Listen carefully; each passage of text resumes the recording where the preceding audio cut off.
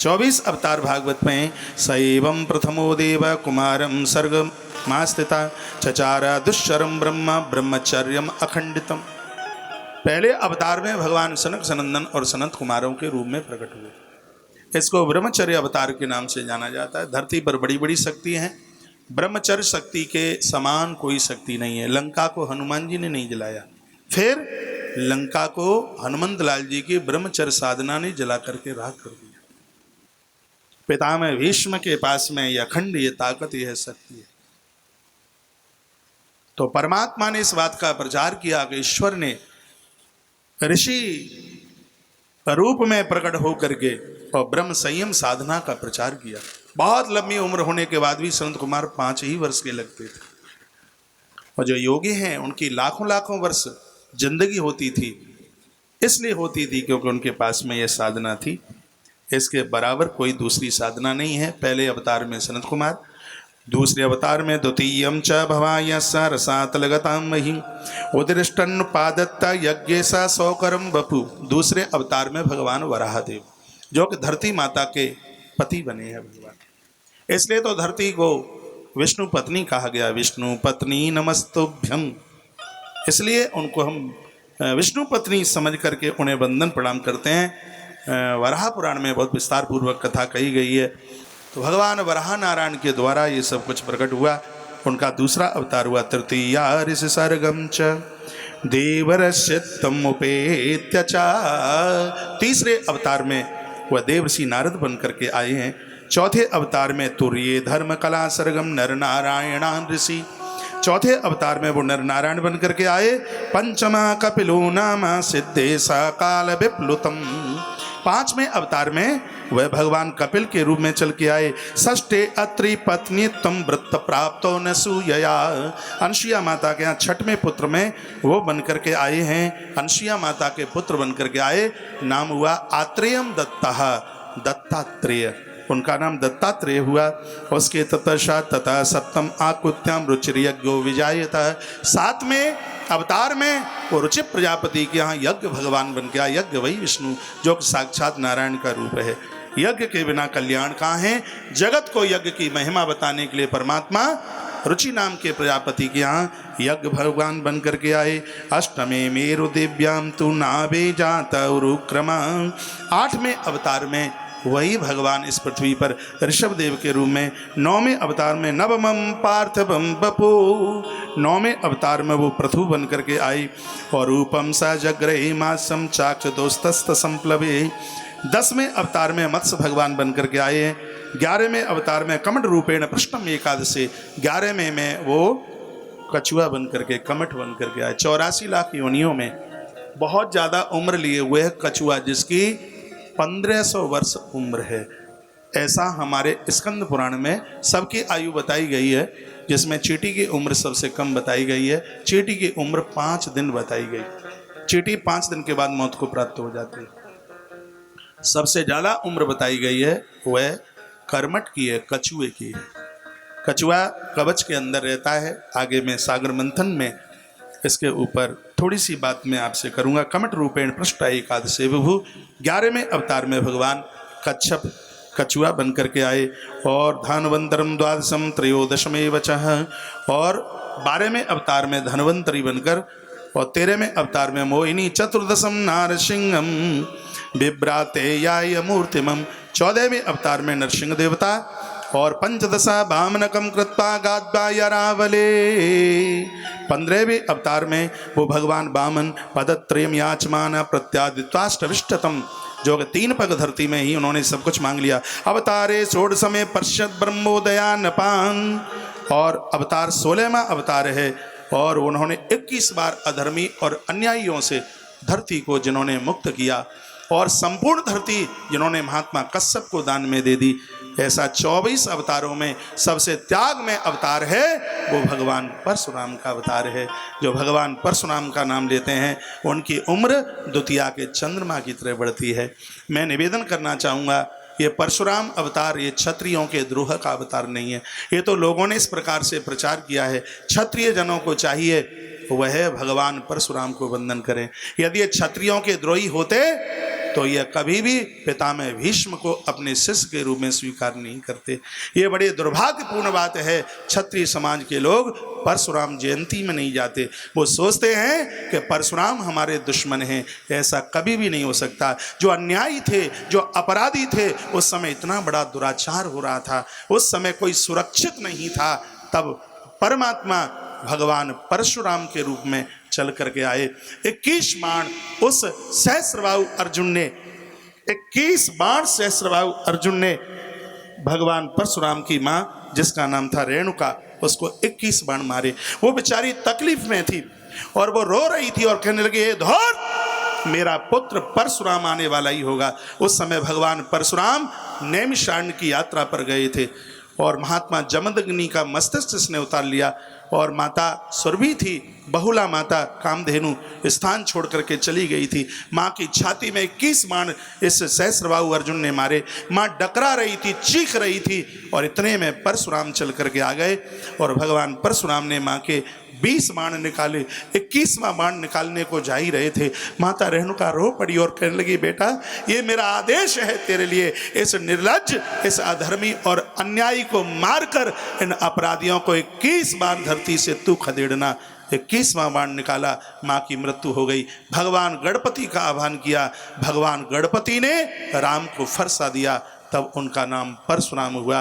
वो अधर्मी और अन्यायियों से धरती को 21 बार इसलिए मुक्त किया क्योंकि माँ की छाती में 21 बाण मारे थे सहस्त्रबाहु अर्जुन ने, और हर बार यह धरती महात्मा कश्यप को दान रूप में दे दी। ऐसे त्याग की मूर्ति भगवान परशुराम। एक बार जयकारा लगाइए, बोलिए परशुराम भगवान की जय हो। देखिए, परमात्मा के दरबार में जाति बिरादरी नहीं। ब्राह्मण ये समझ लेता कि राम तो क्षत्रियों के यहाँ आए हैं, तो राम के मंदिर में शायद कोई नहीं जाता। राम हमारे आदर्श हैं। राम क्षत्रिय होते तो उनका नाम राम सिंह होता, और परशुराम भगवान ब्राह्मण होते तो उनका नाम होता परशुराम शर्मा। परमात्मा को जाति बिरादरी से बाहर कीजिए। भगवान किसी एक जाति के नहीं होते, परमात्मा तो सबके होते हैं। हमें और आप सबको ईश्वर के चरणों में वंदन करना चाहिए, प्रणाम करना चाहिए। यहाँ बहुत ब्राह्मण समाज के लोग हैं, परशुराम जयंती मनाते हैं। ऐसा ना हो कि हाथ में फरसा हो, हमसे जो टकराएगा वो चूर चूर हो जाएगा, ऐसी बात नहीं। ये होना चाहिए, हमारी बात जो मानेगा वो कल्याण के रास्ते पर प्रस्थान करेगा, ईश्वर के चरणों तक जुड़ेगा। आवाज़ तो ये होनी चाहिए, हम लोगों को काटे नहीं, हम लोगों को जोड़े। परमात्मा को जाति बिरादरी से मुक्त रखते हुए संसार के कल्याण के लिए भगवान का विस्तार होना चाहिए। तो 16वें अवतार में भगवान परशुराम चल करके आए। बात समझ में आ रही है थोड़ी बहुत? धन्यवाद। ततः सप्तदशे जात सत्यवत्याम पराशरात्। 17वें अवतार में भगवान वेद व्यास, भगवान व्यास, इन्होंने विस्तार किया वेदों का, इसलिए इनका नाम है वेद व्यास। टापू पर जन्म हुआ है, इसलिए इनका नाम है द्वैपायन। चक्रे वेद तरु शाखा दृष्टा पुंसलुप मेदसः। इन्होंने पुराण, उपपुराण और इन्होंने वेद के 4 भाग किए, विभाजन किया। 17वें अवतार। और 18वें अवतार में कौन हुए? मर्यादा पुरुषोत्तम भगवान प्रभु श्री राघवेंद्र सरकार। राम जी के लिए तो जितना कुछ कहा जाए अद्भुत है। राम जी के पिता बड़े अद्भुत हैं। राम जी के पिता बड़े अद्भुत हैं। राम जी के पिता दशरथ हैं। और याद रखना, दशरथ का जन्म माता जानकी की तरह हुआ है। जानकी धरती से प्रकट हुई है, महाराज दशरथ भी जमीन से प्रकट हुए हैं। ये अयोनिज हैं। किसी नारी में ताकत नहीं थी, ये किसी नारी में ताकत नहीं थी कि दशरथ राजा को कोई नारी गर्भ से पैदा कर देती। ये अयोनिज हैं। धरती फाड़ करके महाराज दशरथ बाहर आए। 2 मिनट में मैं महाराज दशरथ के जन्म की कथा, जिसका वर्णन पद्म पुराण के अंतर्गत किया गया है, और वो मैं आपके बीच में रख रहा हूँ। इनके पिताजी का नाम अज। अज को कोई संतान नहीं थी और बड़े होनहार राजा थे। एक दिन की बात थी, ये वन में गए थे। इन्होंने किसी सरोवर में नील कमल देखा। नील कमल को पकड़ने के लिए आगे के लिए जैसे ही बढ़े, उसी समय वो कमल आगे के लिए चला जाए। आकाशवाणी हुई, कहा राजन तुम्हारे संतान नहीं है, तुम इस फूल को तुम छू नहीं पाओगे। इतना कहा, राजा घर चल कर गया। राजा की आंख में आंसू थे। राजा आज रात भर वो सो नहीं पाए, उन्हें बहुत दिक्कत थी। और ये महादेव के परम भक्त थे।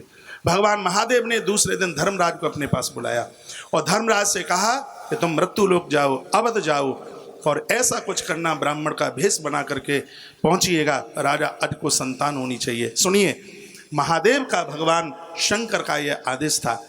धर्मराज अवध में आए, सरयू के किनारे उन्होंने कुटिया बनाई। एक दिन की बात थी, वो राजा अज की सभा में चल कर के आए। अज को अपना परिचय दिया और कहा कि मैं सरयू के किनारे पर कुछ समय के लिए मैं यहाँ अनुष्ठान करने के लिए आया हूँ। सुमंत को कहा था। सुमंत महाराज दशरथ से भी 3 पीढ़ी पहले के, जो 10 इनके जो सचिव हैं, वाल्मीकि रामायण में 10 का वर्णन है, उसमें सुमंत को, इनका नाम सुमंत क्यों है? वाल्मीकि रामायण में लिखा है कि जिस समय इनका जन्म हुआ था तो आकाश में विधाता मंत्र पढ़ रहे थे, इसलिए इनका नाम सुमंत्र इसलिए रखा गया। कहा गया कि महात्मा को इतना पैसा दे दो ब्राह्मण को कि इनको कहीं भिक्षा मांगने की जरूरत ना पड़े। सुमंत्र जी लेकर के आए, लेकिन उस ब्राह्मण देवता ने कहा, राजन ये तो खजाने का पैसा है, ये मुझे नहीं चाहिए, मुझे तुम्हारी कमाई का चाहिए, जो तुमने मेहनत की है वो चाहिए। राजा ने अपने गले का हार उतार करके दिया, कहा ये भी तुम्हारा नहीं है, ये प्रजा का है, तुम्हारे पास अपना हो तो वो दीजिएगा। राजा खामोश हो गया। रात्रि के समय में राजा अज ने अपने कपड़ों को उतारा, फटे पुराने चथड़े बनकर पहन करके राजा रात को नौकरी करने को गया। एक लोहार लोहा पीट रहा था, थोड़ा सा टाइम और दे दीजिए। एक लोहाकार, रात का समय था, लोहा पीट रहा था और वहीं राजा आज पहुंचे और कहा, रात भर तुम्हारे यहाँ नौकरी करना चाहता हूं। वो लोहाकार पहचान नहीं पाया। रात भर उन्होंने घन चलाया, एक मुद्रा मिली उन्हें और भोर में 4 बजे मुद्रा लेकर के वो ब्राह्मण के पास में सरयू के किनारे पहुंचे। ब्राह्मण स्नान करने को गए थे, ब्राह्मणी बैठी थी। कहा, ब्राह्मण देवता कहाँ है? कहा, वो स्नान करने को गए। कहा, ये उन्हें पैसा दे देना और कह देना अज आया था। और वो ब्राह्मणी को दे करके अज चले आए। इतने में ब्राह्मण स्नान करके जब उनका आगमन हुआ तो ब्राह्मणी ने कहा कि तुम्हारा वो उदार राजा आया जो खोटा सिक्का दे करके गया है।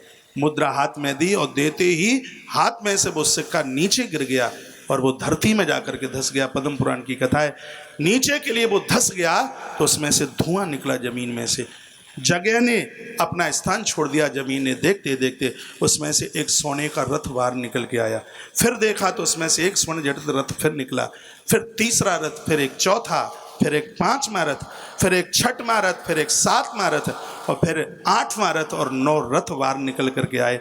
उसके बाद में फिर एक और रथ निकल के आया और उस रथ के ऊपर एक सुंदर सूर्य जैसी कांति लिए हुए एक बालक बैठा हुआ था। दौड़ करके धर्मराज जो ब्राह्मण बने थे उन्होंने उस बच्चे को कंठ से लगा लिया और उस बच्चे को लेकर के वो पहुंचे और जाकर के राजा अज को कहा, इतनी सुंदर संतान धरती फाड़ करके आई है, हे राजन और तो हम कुछ को दे नहीं सकते, ये बच्चे को संभालिए। गुरुदेव वशिष्ठ बिल्कुल पास में खड़े हुए थे। कहा, राजन आज से ये बेटा तुम्हारा होगा, महादेव ने तुम्हारी इच्छा को पूर्ति की है। ये बालक 10 रथों के साथ पैदा हुआ है, इसलिए लोग इसको 10 रथ के नाम से जानेंगे। जो बालक 10 रथ के साथ आया जमीन से, उसको 10 रथ के नाम से जाना गया। और उन्हीं 10 रथ के पुत्र श्रीमद् भागवत जी का 18वां अवतार है जिसको जाना गया। बोली रामचंद्र भगवान की जय। तो उनके रामा कृष्णा विति भुवो भगवानी दरहद भयम। 18वें अवतार में प्रभु राम और 19वें अवतार में बलराम। बलराम जी पूर्व के लक्ष्मण हैं।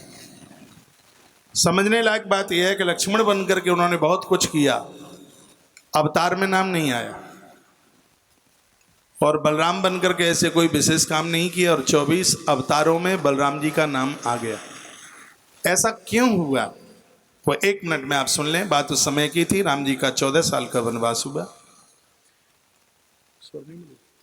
14 वर्ष पूरे करके मेरे प्रभु श्री राम जी अयोध्या में आए। गुरुदेव वशिष्ठ के चरणों में वंदन प्रणाम किया। गुरु जी बहुत रोए। राम जी को कंठ लगा करके गुरुदेव बहुत रोए। राम जी ने कहा, गुरुदेव हमसे कोई गलती हो गई, क्या बात है, आप रो क्यों रहे? गुरुदेव वशिष्ठ ने कहा, राम यूं तो सबको भाई मिलेंगे लेकिन लखन जैसा भाई नहीं मिल सकता। राम जी ने पूछा, क्या विशेषता है गुरु जी लक्ष्मण की? तो गुरुदेव ने कहा कि लखन की यही तो विशेषता है कि जिसने अपने भाई के लिए खानदान, परिवार, पत्नी गद्दी सत्ता सब कुछ छोड़ा। और इतना ही नहीं राम, 14 वर्ष के लिए नींद, आहार, ये सब लक्ष्मण ने छोड़े। मेरे प्रभु श्री राम जी ने कहा गुरुदेव सब बात मानूंगा, लेकिन मैं फल खाने को देता था लक्ष्मण को। गुरुजी वशिष्ठ ने कहा राम मुझे लगता नहीं है कि 14 वर्ष तक लक्ष्मण ने कुछ भी खाया हो। लखन पास में खड़े हुए थे। प्रभु राम ने कहा लक्ष्मण ये बताओ 14 वर्ष मैंने तुम्हें फल दिए कि नहीं? कहा प्रभु दिए थे। क्या तुमने खाए नहीं? लक्ष्मण की आंख में आंसू आ गए। कहा प्रभु मैंने नहीं खाए। फिर फल कहाँ गए? कहा मुझे फल देते और वहीं से मैं उन फलों को गुरुदेव के चरणों में समर्पित करता। ये तो गुरुजी को पता होगा कि फल कहाँ गए। गुरुदेव वशिष्ठ ने 14 वर्ष के वनवास का टोकरा फलों का राम जी के सामने रख दिया। पूरा अवध इकट्ठा हो चुका था। राम जी ने फलों की गिनती शुरू करी तो 14 वर्ष की यात्रा में जितने भी फल दिए उसमें से जो 4 फल गिनती में कम बैठ रहे थे। सुनिए, मेरी कथा में वो कथा ज्यादा होगी जो आप पहली बार सुनेंगे।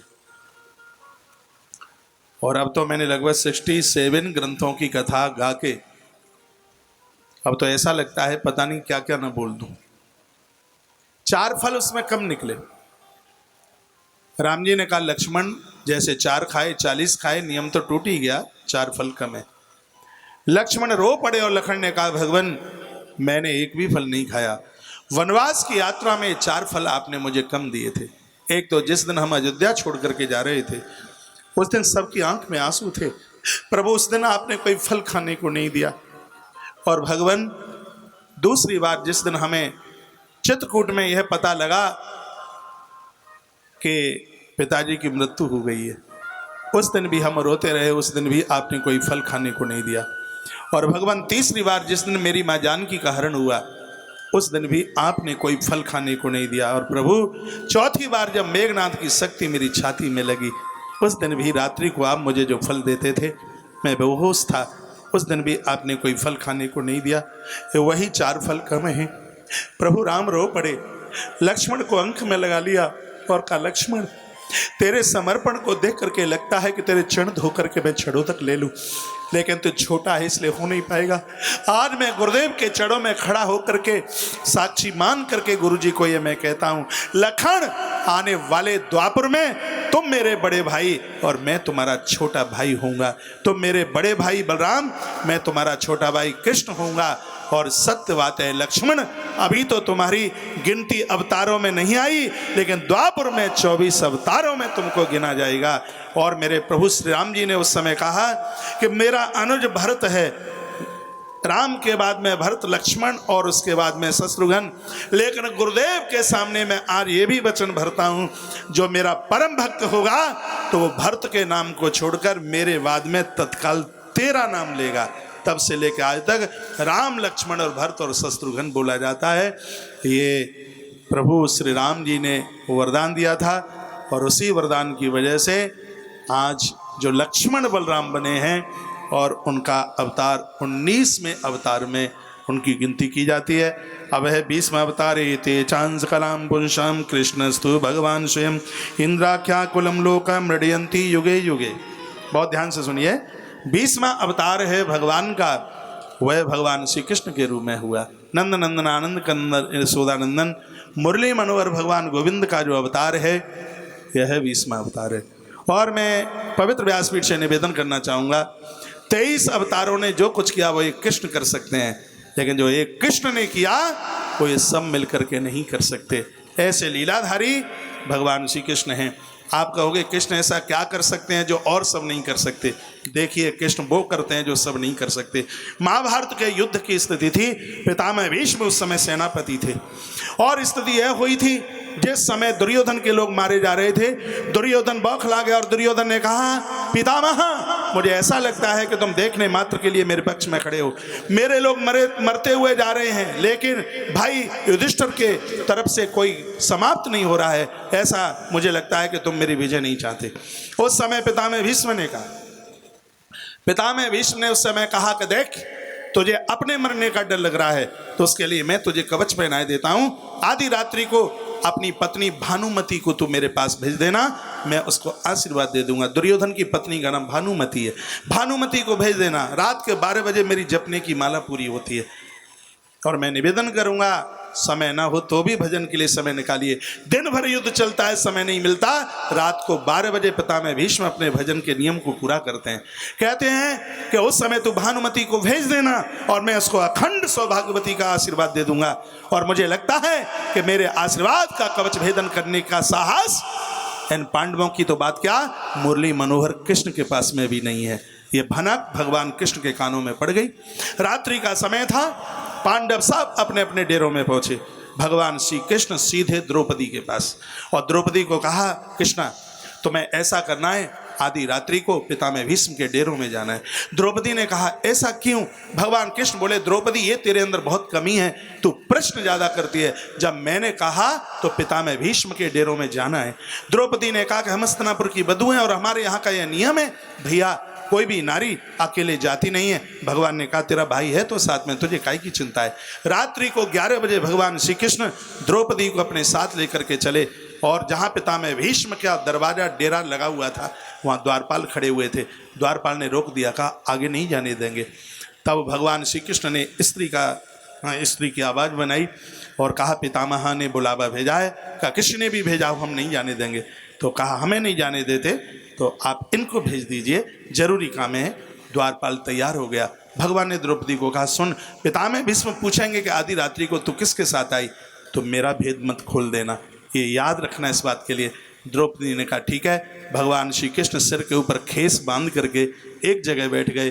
द्रौपदी पहुंची, 12 बजने वाले थे। उधर बाबा पितामह भीष्म की माला पूरी होने वाली थी। जैसे ही आंखों के सामने माला, जब जप पूरा होता है तो माला को नेत्रों से लगाया जाता है। उन्होंने जैसे ही माला आंख के सामने लगाई, इतने में द्रौपदी ने प्रणाम किया और सिर के ऊपर हाथ रख दिया और कह दिया, अखंड सौभाग्यवती भवा, अखंड सौभाग्यवती भवा।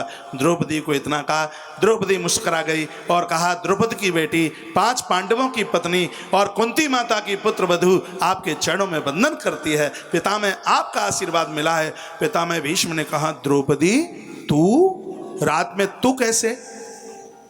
तो द्रौपदी ने कहा, तो पितामह आपके आशीर्वाद की अधिकारी सिर्फ भानुमति ही है, दुर्योधन की ही पत्नी है, आपके आशीर्वाद के ऊपर क्या मेरा अधिकार नहीं है? पितामह भीष्म ने कहा, ये बात मेरे और दुर्योधन के अलावा किसी तीसरे को नहीं पता था। ये बता के इस समय तो किसके साथ में आई है?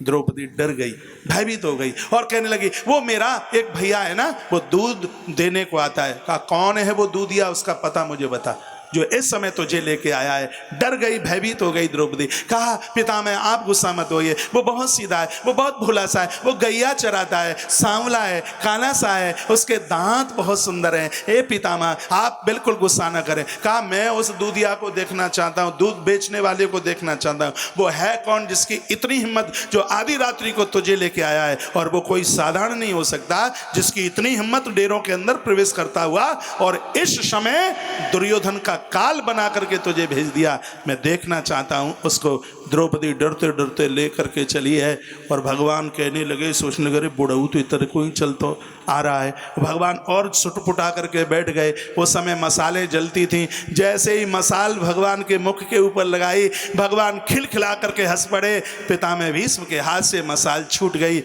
ओहो ग्वारिया भैया आप ही हो, देवकी नंदन आपको मैं प्रणाम करता हूँ। ये गंगा पुत्र भीष्म आपको प्रणाम करता है, मेरा प्रणाम स्वीकार कीजिए।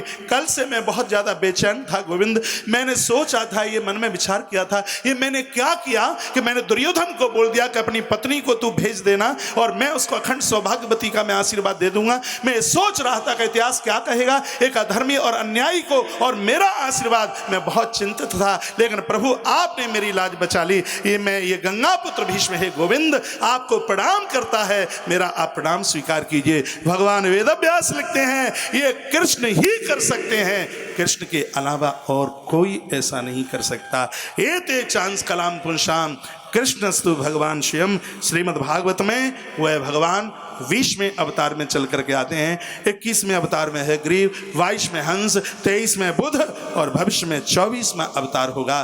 भगवान कल की नारायण के रूप में अवतरित होंगे। अभी कलयुग को निकले हुए 5245 वर्ष ही निकली हैं। और कलयुग की उम्र है 4,32,000 वर्ष। लेकिन ये सौमती अमावस्या पड़ती रहेगी, ऐसे कलयुग की उम्र क्षीण होती रहेगी।